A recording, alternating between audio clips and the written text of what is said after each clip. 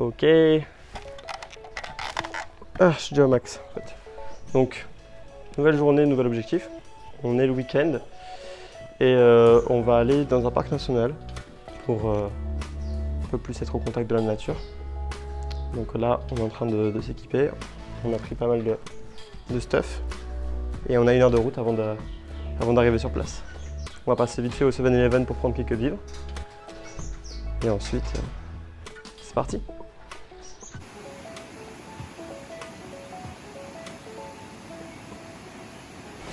Ça fait beaucoup de bien de se retrouver en pleine nature. Vraiment. Super cool.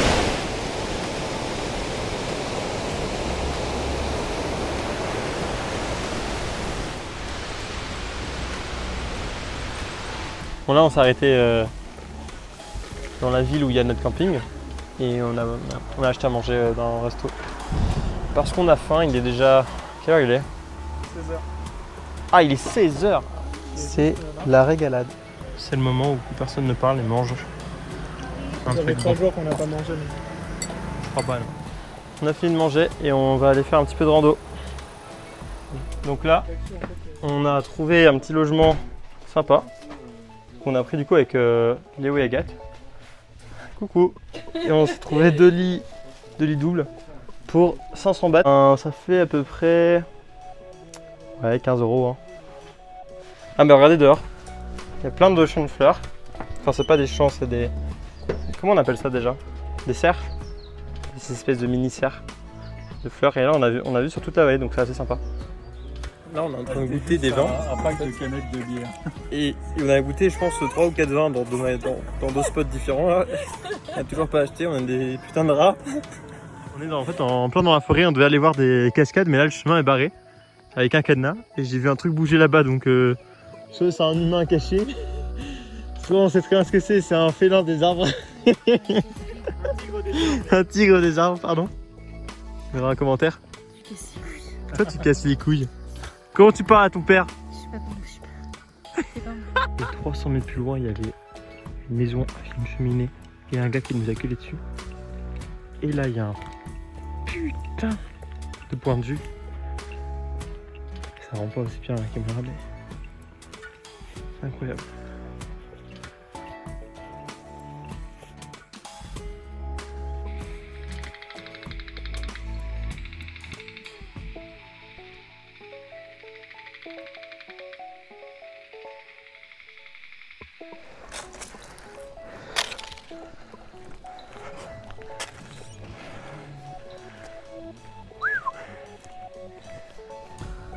Eh ben, épuisant. Regardez, mes vœux sont exaucés. Ah oui, d'accord, pourquoi? Pourtant, le porc c'est moins cher, je crois. On va se faire un barbecue. Moi et genre. Que du porc. Les jours, ça y Une musulmane. C'est compliqué. Est-ce que respirer du porc, c'est péché? Il faut mettre autour de la taille parce qu'il y en a plein qui ne peuvent pas rentrer en Chine. On a acheté ça en Inde. Ok. Et voilà. Le partage de l'intimité s'est fait assez rapidement. La Norochelle est un animal hors du commun. Elle ne mange pas de porc. C'est pour ça qu'une fois rentrée, Non mais. elle s'empiffre de nourriture européenne.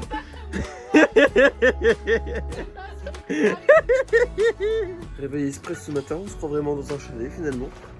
On a froid, on se lève tôt pour essayer. Mika ne se réveille pas, bordel. Si, non, c'était le premier réveil.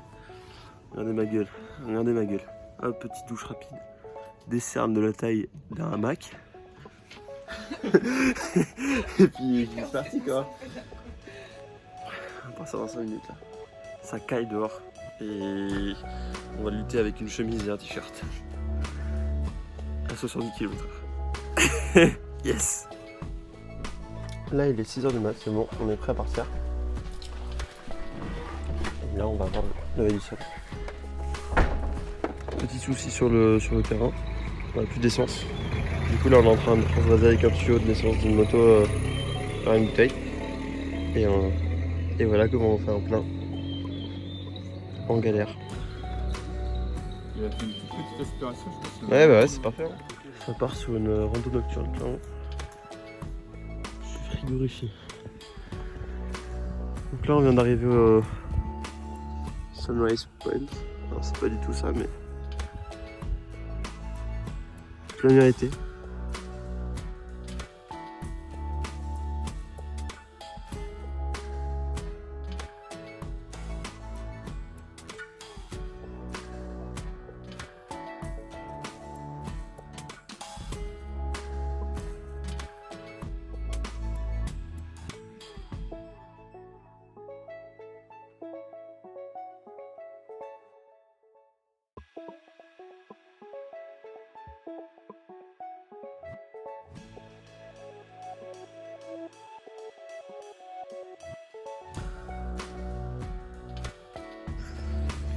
On a eu un petit souci, donc là vous avez vu qu'on a 3 secondes de plan drone et en fait on a dû redescendre immédiatement parce que il y a un garde du parc qui nous a fait signe d'arrêter et en fait on a oublié de demander l'autorisation hier au bureau et du coup on n'a pas le droit de voler.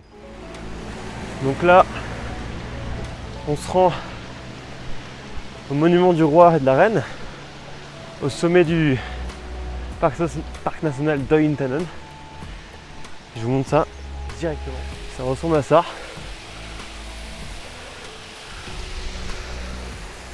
Ouh, il y a une petite marche juste avant là. Regardez. Épuisant. On est vraiment seul. Hein. C'est agréable, ça fait beaucoup plus authentique en fait. Là on a un portrait du roi et de la reine.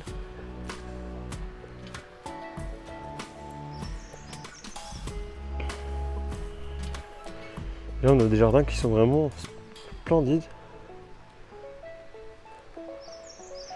Je vais essayer d'un peu lire ce qu'il y a écrit là.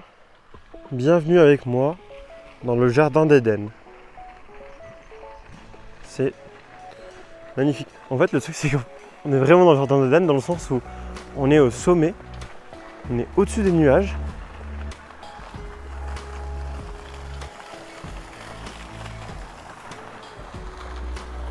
Tout est beau quoi. C'est incroyable.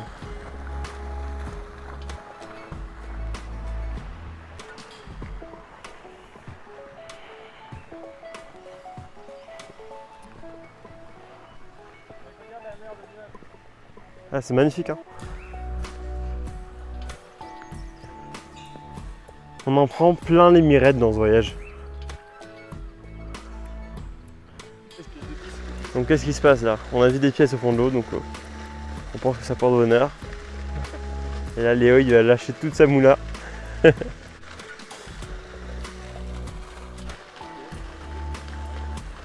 Là moi aussi je vais faire pareil, ça va me porter chance. Oh. Boum. En fait là on est allé de l'autre côté. Et on se rend compte qu'on voit beaucoup plus les nuages. Alors il faut se rendre compte quand même qu'on n'est pas très haut, on est seulement à 2500 mètres. Comme peuvent en témoigner les immenses forêts qu'on a autour de nous. Il y a énormément de végétation, mais on arrive à voir ce genre de paysage. Incroyable. Donc petit instant culturel. Le lieu qu'on vient de visiter ici a été érigé, terminé en fait en 87, puisqu'il a mis 9 mois à être construit. Et ce bâtiment a coûté 135 millions de bahts, ce qui fait à peu près 4 millions d'euros. Et ce qui est très peu, ce qui m'a beaucoup étonné, parce que même autant la durée, parce que construire un bâtiment de cette taille, c'est assez impressionnant en si peu de temps. Alors tout à mettre en... Enfin comment dire, il faut comparer ça quand même justement, parce que la première stupa justement a été construite et terminée en 87, et c'était pour fêter le 60e anniversaire donc, du roi.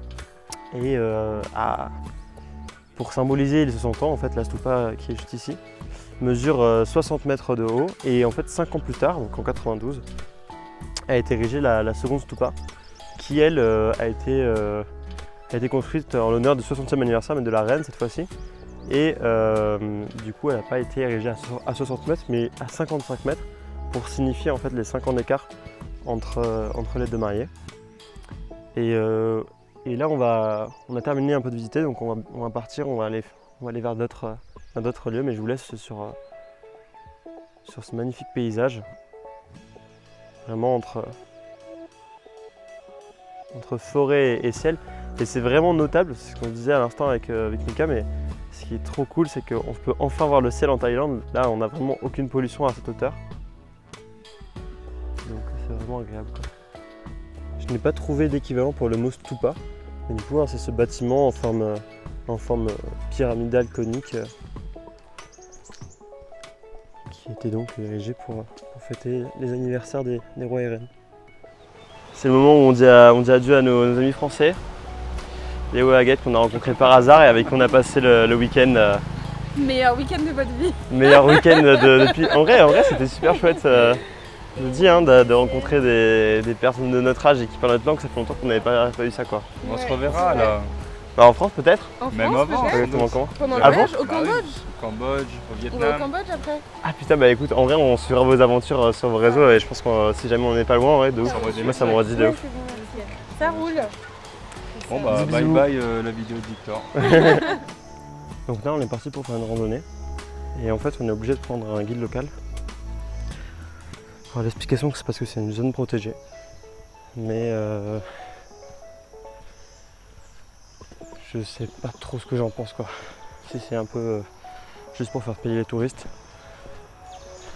On va voir.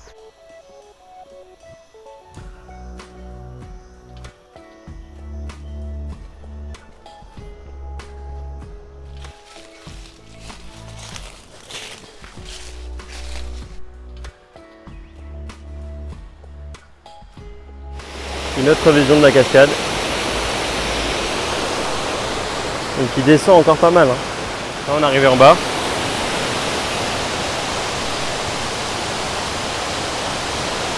C'est incroyable, hein. Là c'est complètement fou.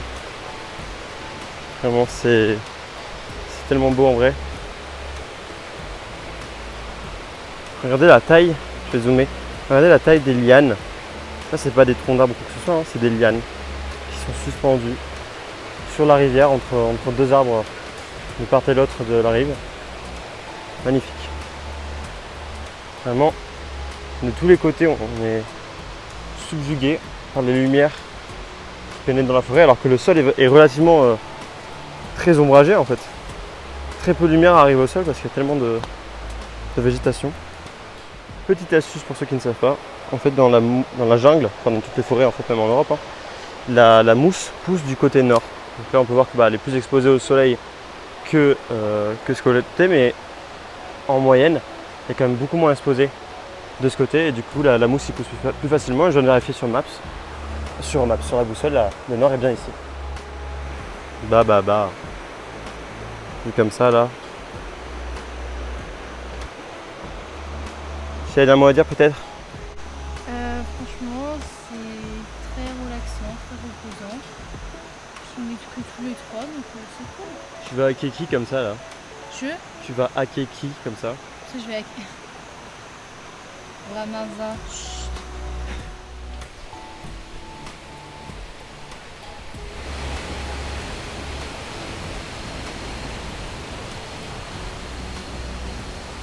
C'est la désescalade.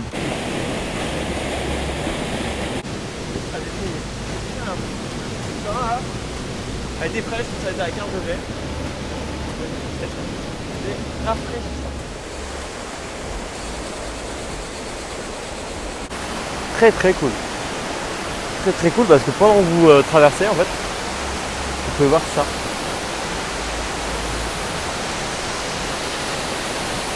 Super. C'est très dommage mais on ne peut pas faire de plan au drone malgré qu'on ait l'autorisation des radiotélécommunications et l'autorisation de l'aviation civile. Mais en fait là je suis même pas en mesure de demander à notre guide parce qu'elle parle pas l'anglais et on suppose qu'elle ne sait pas lire non plus.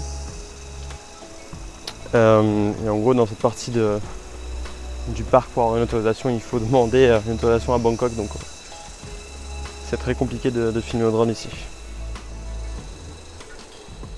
Là on est dans des champs, donc avec des restanques. Tout à l'heure on a vu des buffles aussi également. Là je crois qu'on va retourner un petit peu dans la forêt.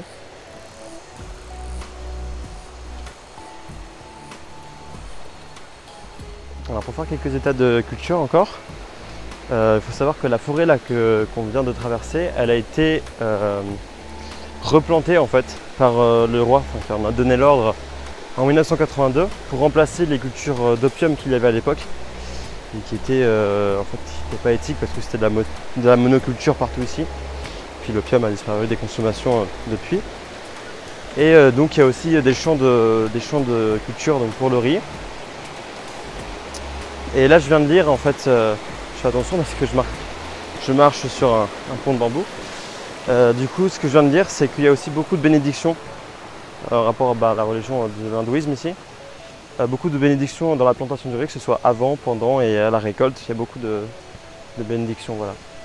Après réflexion et quand je lis encore un des panneaux qui a surtout le chemin, je me rends compte qu'ils sont très attachés en fait à l'écosystème. Par exemple là le proverbe, je vais vous le lire en français, parce que du coup là il y a la traduction anglaise du proverbe thaï. Donc conserver les sources d'eau, la forêt, l'habitat et ce stream, je ne sais pas exactement ce que c'est, comme vous pouvez en bénéficier actuellement. Donc je comprends un peu mieux pourquoi est-ce qu'ils imposent d'avoir un guide. En fait c'est pour vraiment vous ne jetiez pas de déchets, vous ne fassiez pas ce qu'on vous recommande de ne pas faire, que ce soit arracher des plantes ou jouer avec la faune, cueillir des fruits, etc. Parce qu'en fait c'est leur richesse ici, leur écosystème. Donc je comprends mieux pourquoi ils veulent vraiment préserver et qu'ils nous imposent une présence. C'est vrai que pour l'instant le guide nous a pas beaucoup aidé, mais je pense aussi c'est parce que elle parle pas notre langue et que si jamais elle avait pu, elle aurait partagé beaucoup plus de choses. Donc voilà, je grandis.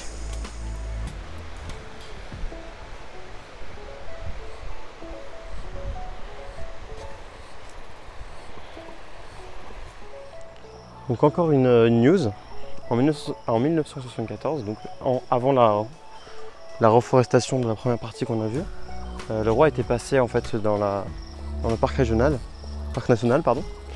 et il avait vu qu'il y avait des plantes de café au milieu des plants d'opium. Et du coup, il s'est dit, au lieu de faire de l'opium, ce qu'on va faire, c'est qu'on va initier des plantations de café.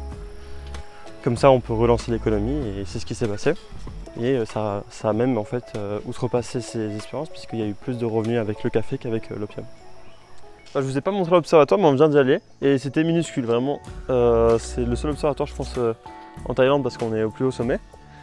C'était ridicule, c'est assez ridicule. Bon, ils ont quelques photos de l'espace quand même, c'est sympa, ils ont leur autonomie en images. Et ça a été fait en 2006, et depuis je crois qu'il n'y a pas trop eu d'évolution. Nora, qu'est-ce que tu penses de toutes ces randonnées là un petit peu? C'est très cool, ça faisait longtemps. En fait on n'en a pas fait depuis qu'on est arrivé en Thaïlande. On a fait principalement le temple et on a pas mal marché dans l'île auquel on est allé. Et là on se rapproche pas mal de la nature, donc c'est cool. C'est cool, et puis on est en petit comité, on est tous les trois. Le royaume Lana. Et Okay. en gros c'est de l'eau bénite. Sacrée pardon. Pas Il y a bénite. un couvercle sur le sommet.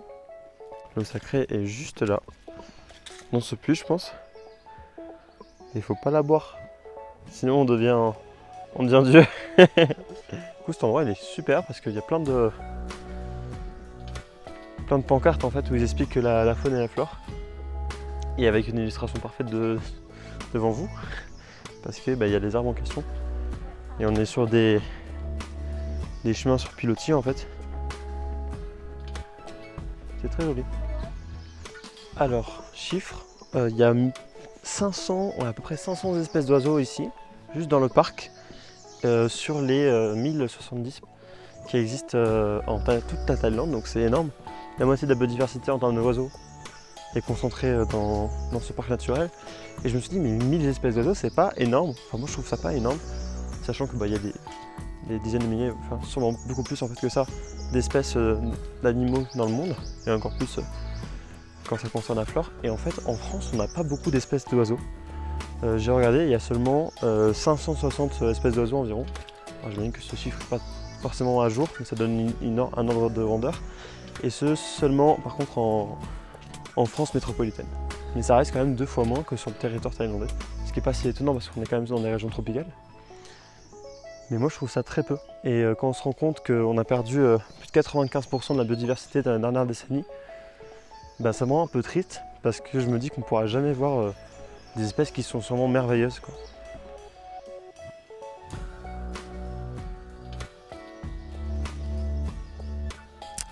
Encore un point culture du coup. Mika vient de m'expliquer qu'en fait on était dans une forêt de nuages, c'est-à-dire qu'ici il n'y a pas de point d'eau, il n'y a pas de rivière, donc et l'eau n'arrive pas non plus par les pluies. Par contre on est au niveau des nuages du coup, et bien de la condensation qui se forme et bah, tout simplement elle permet à la forêt d'avoir son apport en eau. Et juste derrière moi, vous voyez qu'il y a pas mal d'arbres qui sont tombés et qu'il n'y a pas d'arbres sur une certaine distance, alors que juste derrière moi là j'ai des arbres de partout. Et en fait c'est simplement parce que des fois il y a des tempêtes jusqu'ici qui font tomber les arbres. Et en fait cette forêt elle est vraiment régénérative dans le sens où dès que des arbres tombent, ça fait un halo de lumière. Alors là on voit pas bien parce que c'est la fin de journée, mais on voit quand même un petit peu là-bas par rapport au reste, c'est beaucoup plus ombragé. Et rapidement le sol devient plutôt sec et des buissons se forment que certaines espèces donc, qui sont capables de survivre à cet environnement un peu plus sec, un peu plus chaud.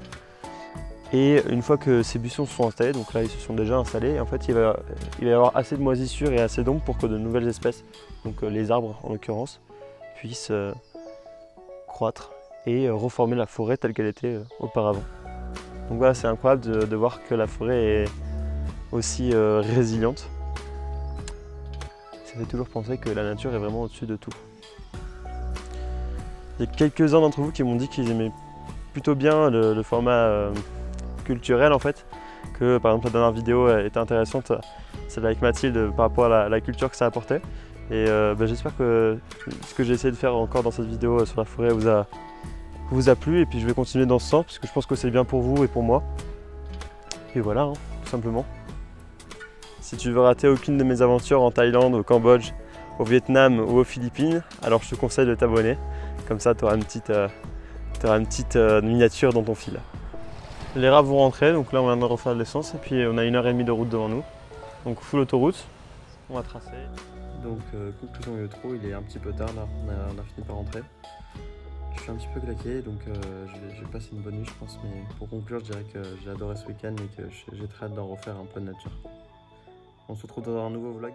Tchuss!